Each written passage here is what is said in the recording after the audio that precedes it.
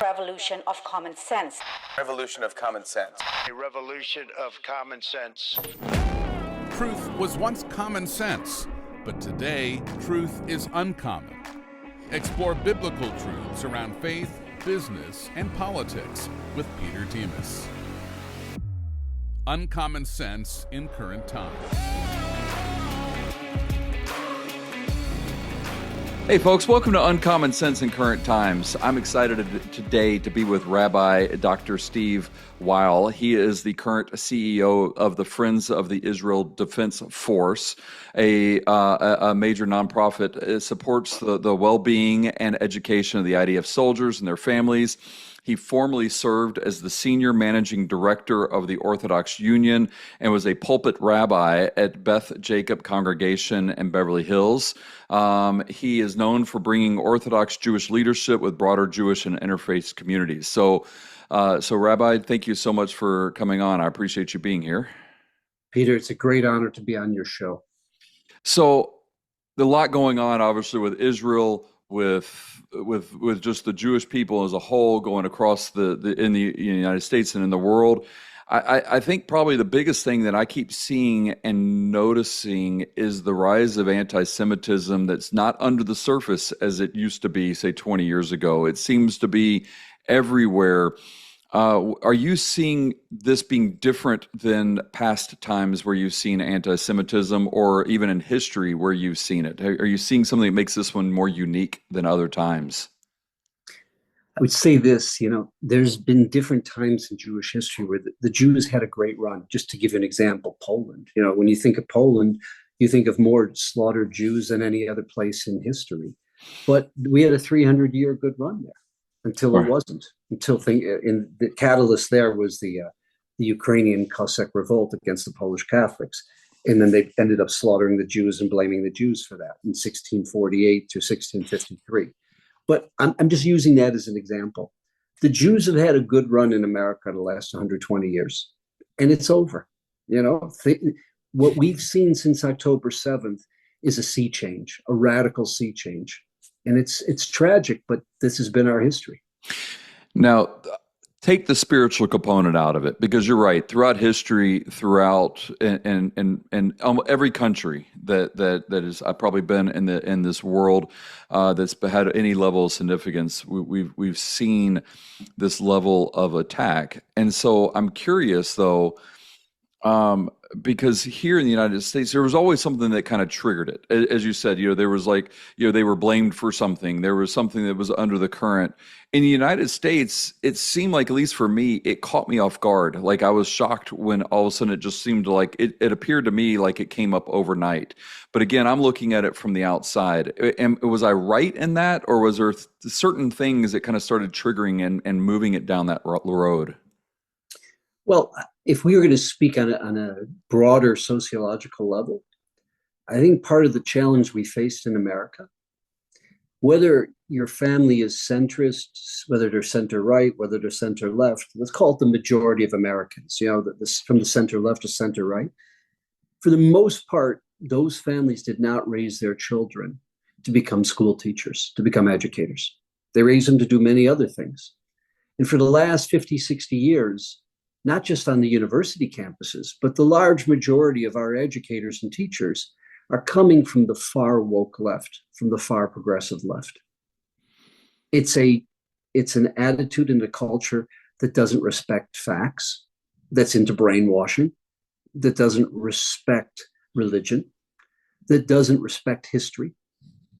And instead of it being, an educator is meant to teach our children, our grandchildren how to think, teach them a methodology of how to think, these people are brainwashers, they're not educators.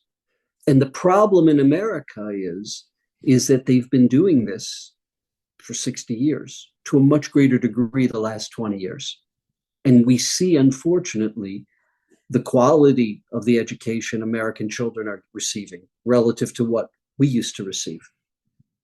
That doesn't bode well for a community, whether it's a Christian community, whether it's a Jewish community, that is committed to a value system, is committed to objective standards of morality, of ethics. It doesn't bode well at all. And unfortunately, tragically, America, which is the greatest country on earth, America that has really been the defender of humanity, that's been the beacon of democracy, with all of our warts and pimples that we have in America, it's the greatest nation on earth. And you've got a population that's trying to undermine America, trying to blame America for everything. What they've done is they've ignored most of the last 300 years of American history. But when I see what's happening, let's just take on our college campuses. It's uniquely targeted toward really one group and one person. The person is Trump, and the group, and I'm not just saying there are not other people involved, but there seems to be, they're louder, I think, in relation to him. And then the group is the Jewish people, especially after October 7th, and just to see the tragedy that unfolded there, and then turn right around and be like, oh no, we're going to protest against Israel, seems to me that there was something else that was happening along those lines, something that was occurring along those lines. I guess from your perspective and from talking to the people, I would recommend for everybody to read Douglas Murray's new book. Okay. Democracies and Death Cults. On democracies and death cults. He goes into that. Why on European and American campuses did this happen? I'm just trying to find the full name of the book. I apologize while we're talking. No. Well, and I was just curious, like, just from your perspective, though, it had to have been a kind of a shock to see it seem to have that type of turn and that type of reaction, or was it? Well, let's put it like this. No one expected it to be as furious and ugly. Now, a lot of it has to do, this was Qatarian money. The Muslim Brotherhood, which is a radical theology in Islam, they've been expelled from the Saudi Arabia. They've been expelled from the United Arab Emirates. They're illegal. They're incarcerated in Egypt. Many of them never make it out of prison.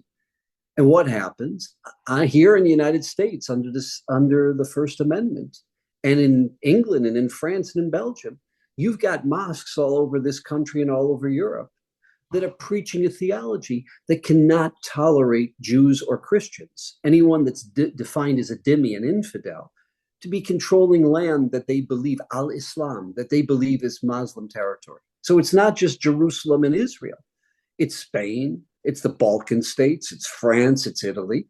And the ultimate goal, obviously, is the destruction of Christianity and Western civilization.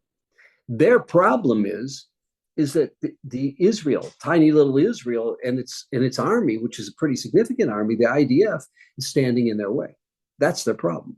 But I'll give you an example. Over the course of this war, Saudi Arabia, that doesn't have official relations with Israel, the UAE that does, the more moderate Sunni Muslim countries, they can't understand how the United States, how France, how Britain, other European nations, how can they tolerate this sick, death cult called the Muslim Brotherhood to run rampant in Western countries when they have expelled it from their own countries because it's a perversion, a corruption of Islam, of Sunni Islam. Right. They can't understand how stupid we are, all under the guise of the First Amendment. The First Amendment doesn't allow you to yell fire in a packed theater. Right. It doesn't allow a death cult like the Muslim Brotherhood to come into our country and produce terrorists. Here, the name of the book, and yes, it's a worthwhile read. It's not a long read, but a very worthwhile read. On Democracies and Death Cults, Israel and the Future of Civilization. And he, in that book, addresses the issue, Peter, that you're bringing up. What is the author's name again? Douglas. He's fascinating. Douglas Murray is a British journalist who actually goes to the countries and experiences what he writes about, as opposed to sitting, in Beverly Hills or Washington, D.C. and becoming an arbiter on the rest of the world. Right. Okay, that's cool. I will definitely put that, and I'm going to put that in the show notes below as well. I mean, we got a real problem here. Yes. The Arab nations, and I include Turkey, which is not an Arab nation, but a Muslim nation, I include them with it. The largest of them all is Qatar. They've spent $13 billion investing in American campuses. $13 billion. Think about it.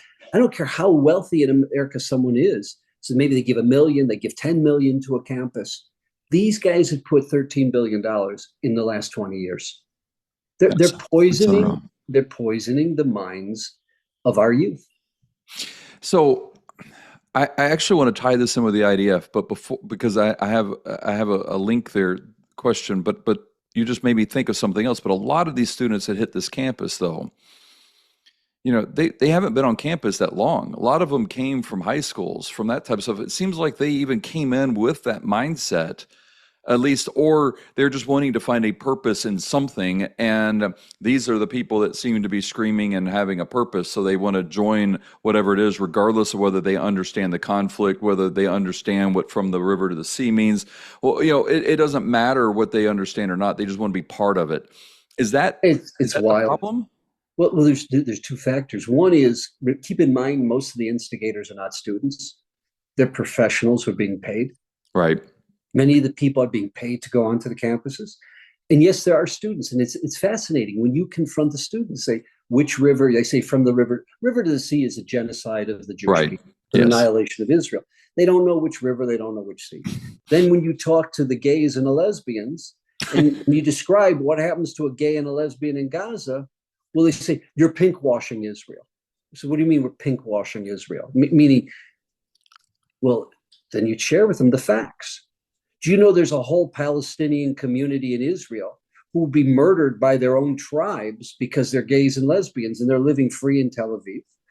Do you know that Israel's 20% Muslim, but yet 35% of all doctors are Muslim, 50% of all pharmacists are Muslim? The Supreme Court justice is a female Muslim, the only country on earth where a female Muslim is a Supreme Court justice.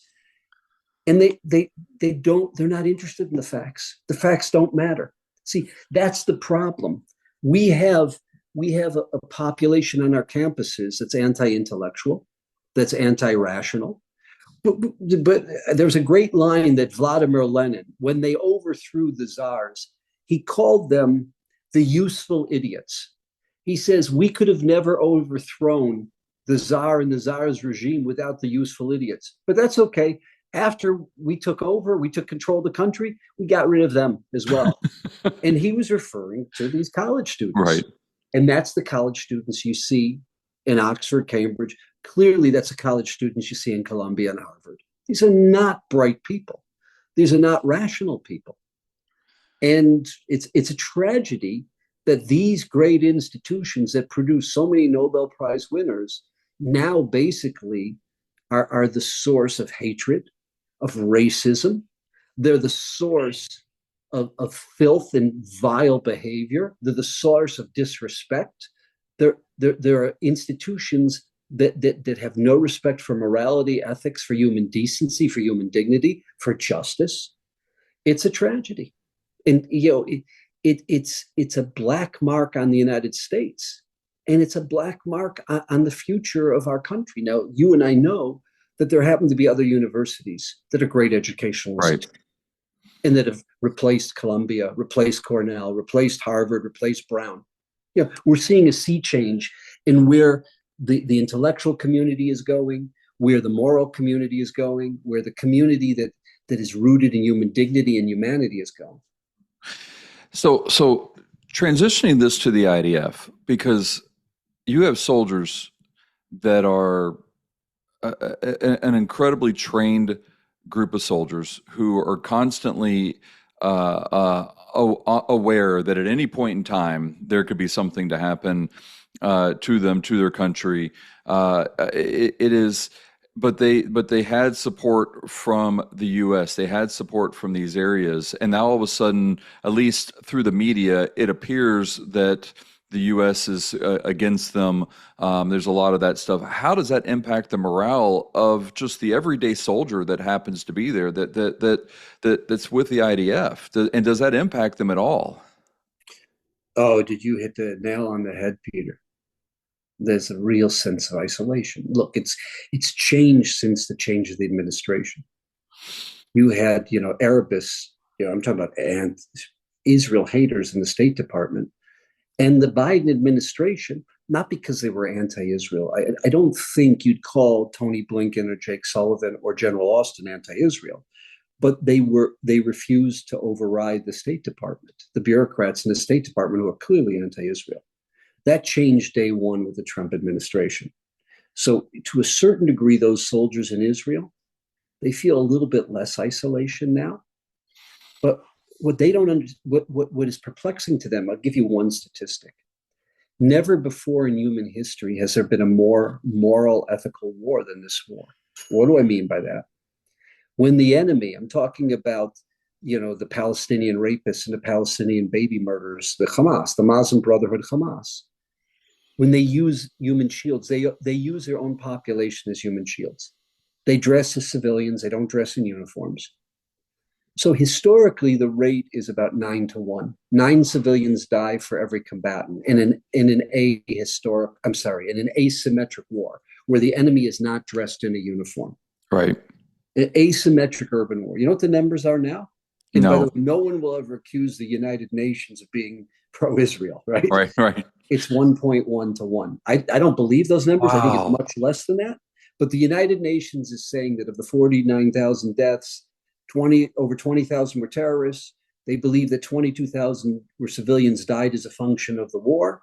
And they believe that 7,000 to 8,000 were either murdered by Hamas or died of natural causes. That's what the numbers they're using. I don't believe it's that high. I believe it's much less than that. But 1.1 to 1. Take America. We are an incredibly moral army. But when our American contractors were killed in Fallujah on the Euphrates River in Persian Gulf too, Yeah. we sent in the 101st Airborne, we sent in the Marines, we took over Fallujah at a rate of 23 civilians for every one combatant. When British and American forces took over Mosul, a crucial city in Iraq, 30-1 was the ratio. And those are ethical, moral armies. This is not the way the Russian army acts. Israel is 1.1 to 1. By the way, if you ask me, it's probably 0.7 to 1 is the ratio. But the UN is calling it, I'm using their numbers, 1.1 to 1. Never in history, Peter, never in history has there been a more ethical, moral war. And that's what? That's you're talking an enemy that's using human shields. Right. That didn't happen in other wars. What's my point? And then they see what the ICC and the ICJ are doing, what the European nations are doing, what was coming out of the State Department, what was coming out of the UN, and they don't understand. They don't understand where is the morality of Western civilization, the very Western civilization that these soldiers are defending from a death cult, from Palestinian rapists, Palestinian baby killers. I mean, I tell you, I interviewed the people that put the body parts together and how they found the bodies. We're talking about burning children alive. We're talking about, they were taking hammers and crushing skulls of infants in front of their parents. They were beheading children. Everyone knows that the accounts of the rapes of the Israeli women, but they raped Israeli men. You don't know how many Israeli men these Hamas raped. This is who they are. They're defending against these animals. They're not animals. An animal would never act that way. And they don't understand. And this is the point you're making, Peter. They don't understand. How does the West not appreciate the sacrifice they're making? The humanity of this war, the morality of this war. So, and then what keeps them restrained? I mean, from my personal side of things, where if somebody were to, basically say, look, we're going to accuse you of all these nefarious things, regardless of whether I'm doing it or not. At some point in time, I would almost feel like I would want to say, well, you're going to accuse me of it. I might as well make it worth my while.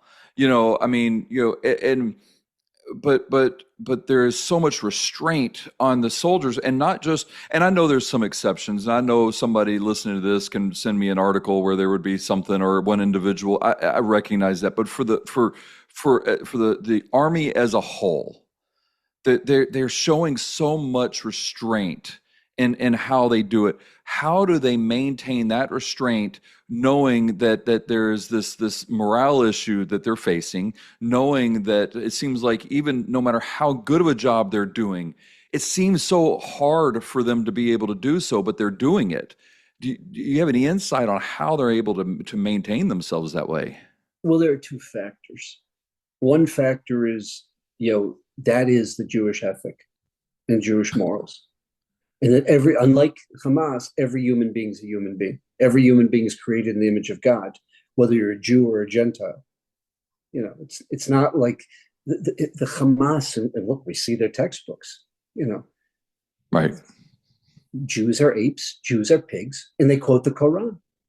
And the role is to behead the ape and behead the pig. So we're not human beings. Whereas Jewish children are raised, they are human beings, and they have the same image of God in them, bestowed in them, that a Jew does. That's number one.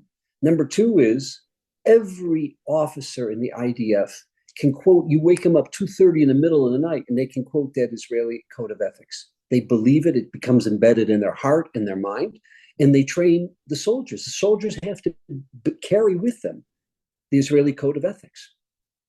And the worst punishment is for a soldier violating. And there are individuals, absolutely, there are individual soldiers who end up being court-martialed and discharged. Right. And it's a black mark. They'll never get a decent job after acting that way. There's a culture of treating every human being like a human being. And by the way, it's fascinating. They know that well over 65-70% of Gaza subscribes to that horrific theology, the Qatarian theology. It's the theology that's outlawed in Egypt now, and they just caused trouble. They tried to overthrow King Hussein in Jordan, King Abdullah, in Jordan. They know that 70% of the population subscribes to the Muslim Brotherhood theology, but they said that's not a capital offense. You don't kill someone, you don't punish someone for that. They're only targeting those who are bearing arms against them, those who are Palestinian Islamic Jihad or Hamas. That's who they're trying to stop, which is probably 50 to 60,000 of a population of 2.2 million, even though they know that 70% of the population of the Gaza wants them dead, wants them eradicated. But that's not a capital crime. That's not a corporal crime. That's not a crime. It just means they hate you, but you don't punish someone for that. That's the mentality of the Israeli soldier. So what can we do as a nation, as Christians, either group, when we're looking at what's happening and how we can support these soldiers who are going through this, who are trying to understand this, who sees what's happening on campuses? What can we do to help in this? Because obviously, we can't go over there, pick up a gun necessarily. I guess the U.S. can send troops in or whatever, but as far as what can I personally do to help in this situation? Because I think so much of it's it's over there and it's so big and so long, it feels completely helpless and worthless to try to do something. There feels like there has to be something we can do. Well, I would say there are three things. First and foremost is prayer. Whether it's Psalm 121, Psalm 130, Psalm 142, Psalm 120, when you think about the UN, when you think about the social media, the TikTok with the algorithms from China, I would think of Psalm 120 for that one. That's first and foremost. And I thank you for asking, Peter. Secondly is, look, we don't tell the Israelis what they need. The general staff, those who run the army and those who run the Ministry of Defense, they come to us with their most critical, urgent needs that they don't have budget for. If they have budget for it, they don't ask us. So you'll see on FIDF.org, FIDF, Friends of the IDF, FIDF.org, we're spending $28 million on bereaved families. There's 310 brand new widows, 710 brand new orphans, 3,100 kids who've lost an older brother or older sister in this war. We're raising $118 million for PTSD therapy. The worst thing that happened after the Yom Kippur War was not just that they lost 2,700 young men as soldiers, but another 10% never led a functional life because of PTSD. Think about our Vietnam vets here in America. Right. Think about our Persian Gulf too, right? The Afghan and the Iraqi veterans. what they've gone through, and what they're doing, and we're funding it in terms of getting every soldier that has symptoms of depression, symptoms of isolation, symptoms of anxiety, subacute PTSD, before it boils out into full-blown PTSD, getting them serious therapy, training therapists who have no background because there's a shortage of therapists, managing those therapists, setting up facilities throughout the length and breadth of the country, service dogs to take, art therapy, you name it, pharmacological help with psychiatrists who are trained in which drugs help the fact that the neurotransmitters are not what they used to be. That's fidf.org. And again, I want to make this very clear. Unlike the Red Cross, that really it funds itself from catastrophe to catastrophe, because that's when people give to the Red Cross, when there's a hurricane, a tornado. Anything that goes to the war effort, zero overhead. 100% goes to the soldiers. It's transferred to those departments of the Ministry of Defense, to those departments of the Army that deal with that. And then the third thing is you need to make your voices heard to your congressmen and your senators. There are a lot of senators and congressmen who are on, whether it's the intelligence community, the intelligence subcommittee, who have a background in military, who know the facts, who understand what Iran is, that it is the Hitler of today, that their goal is world domination. When they speak about the great Satan, they're not just talking about America. America is the poster child. The great Satan is Christianity. It's Western civilization. That's their ultimate goal. What's standing in their way? The IDF. What's standing in their way? Tiny little Israel. That's what's standing in their way. But their ultimate goal is Christianity and Western civilization. And most elected officials don't get it. Look, you know how many elected officials don't even have a passport? They don't get it. They're not thinking outside of this country. They don't understand these trends in the world. What China is looking to do long term, what Iran and its 8 proxies, the Shia Caliphate, what they're trying to do in terms of how they want to change history, how they want to change this world. So not every congressman, not every senator is thinking in those terms. And it's very crucial to work with them. One thing about Israel, the intelligence that Israel shares with the United States, the technology that Israel gives the United States, it's a beautiful relationship. It's a two-way relationship. Israel is not big enough of an economy to produce F-35s. We have Lockheed Martin, we have Boeing. Israel can't do those things. Okay. On the other hand, Israel's intelligence community, Israel's technology community. I mean, think about how many American lives have been saved just by the medical technology on the battlefield from Israel. So we're talking about real partners. That's why when you talk to people in the military, they're the most incredibly pro-Israel you'll ever meet, because they know the facts and they know what's out there, and they know what Iran is and what Iran represents. They know what Qatar is. They know what Turkey and Erdogan is. Look, if Erdogan had the power, he's destroyed his economy. He'd be trying to do on a Sunni level what the Ayatollah and what the Iranian Republican Guard Corps, what they've been doing over the last 30 years. If Erdogan had his way, he would be doing that for Turkey. He said it as much. He wants to reestablish a Sunni caliphate, and he wants to be the caliph. He's a bad guy. He's a sick, bad guy, okay? He's just a different version of the Shia in Tehran. But we as Americans, we're not thinking about that. We're thinking about the NFL draft. Now it's the NBA and NHL playoffs. We're thinking about whatever. We're just not thinking about that stuff. But the guys who have fought abroad, our American soldiers, they get it. They understand it. And unfortunately, not all of our elected officials understand what a dangerous world and what dangerous actors we're dealing with. Well, sadly, I agree with you.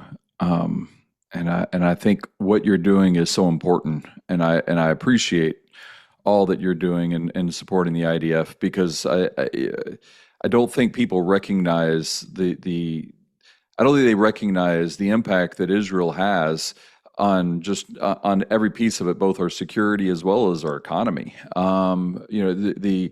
I'm always surprised, and I'm surprised at how few people want to talk about Israel as well here in the United States. So I appreciate you being able to do so, for being upfront, talking about it. For those that are listening, again, to learn more about this, you go to the fdif.org. And FIDF.org. Yep. yes. And so, because again, it's a great organization, and I again, I appreciate what you're doing with it, and I hope that people will start to wake up here and not let it continue down the path it's going. So again, I thank you so much for coming on the show and talking with me about this. Well, you're really at the front line, we're in a battle right now for the future of this century. Is this century going to be rooted in ethics, morality, in humanity, and justice? Or is it going to be rooted in evil, hypocrisy? Is it going to be rooted in educational institutions that don't care about the facts, that are not interested in the truth? We have a real challenge now.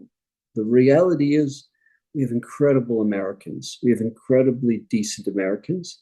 On the other hand, we have some very, very significant forces that want to do to our society, to our world, what the socialists did in the world there. Think about in socialism, the facts and truth didn't matter. Right. It took away all of the ability of a thoughtful human being to think autonomously. Everything that religion teaches us, everything that American values have taught us, they're trying to undermine. And that's the battleground. And by the way, that's why Israel's so threatening to them. That's why Israel's so dangerous to them. Well, again, I do appreciate it, and for those who are listening, I encourage you to learn more about it, learn more about what's going on, learn more about your organization, and again, I greatly appreciate you coming onto the show and talking with me about this. Peter, thank you. Thank you very much. Thank you.